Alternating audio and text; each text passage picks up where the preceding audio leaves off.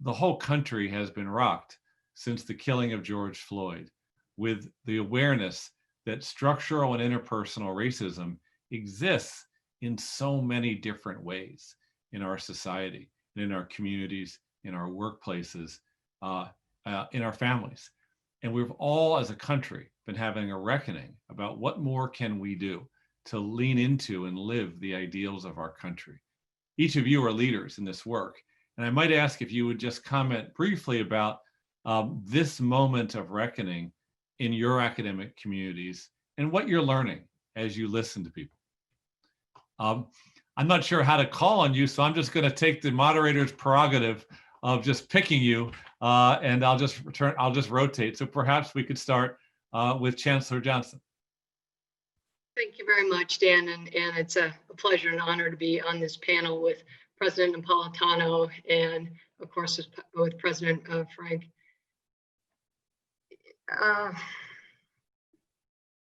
The very difficult time, the brutal killing of George Floyd really laid bare the deep-seated cultural inequalities in this country. And higher education is no stranger to that either.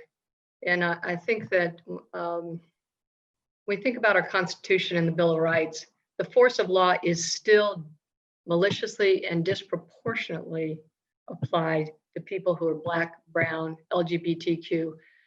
And you know, this injustice is intolerable. So, and it compounds the anguish of the COVID-19 pandemic. So we need to root out the racism, and that's on us. When I think about some of the things that we're trying to do within SUNY, there's still a lot more to do.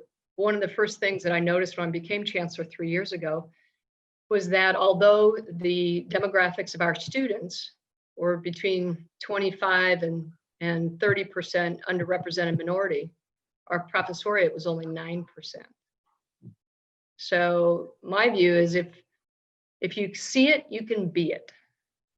But if you can't see it in the classroom, if the people that are teaching our next generation don't look like them, then I think we failed. So we put in place a program called Prodigy, which is promoting the recruitment, retention, opportunities for inclusive growth with the goal of hiring 1,000 underrepresented minority faculty and women in STEM over the next decade. So we started that, this is our second year.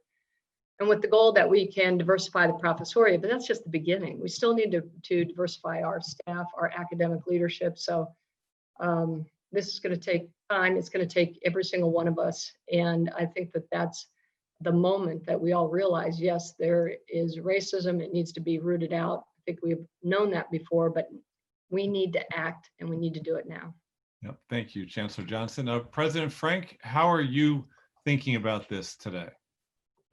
You know, I always think of universities as boundary spanning institutions. We are a community. Of course, as a private university, we're much smaller than either of the systems that President Napolitano and Chancellor Johnson represent, but it is a community of students, faculty, staff. On the other hand, we are outward facing. We provide a vital service to both by education, research, and healthcare, mostly as our main form of service to communities. And in this particular case, if you look at what we provide to the larger society, first of all, universities have a crucial role in illuminating the causes of structural racism, the persistence of those practices linked to abuses of power by law enforcement. Those are topics that are intrinsically complex. And one of our fundamental duties is through scholarship and research to illuminate that conversation, that societal conversation, and provide that guidance at this time. But at the same time, we need internally to serve as a model in our own internal community for the larger society. I like to think of universities as exemplary institutions. It's a very old idea. Universities as providing an example to the larger society of which they're part in the values they espouse and the behaviors they exhibit. And therefore, as Chancellor Johnson was saying, we are also embarking we have embarked in very specific goals of not just embracing diversity, but also very specifically, in our case in Miami, the big challenge is our Black faculty and Black students.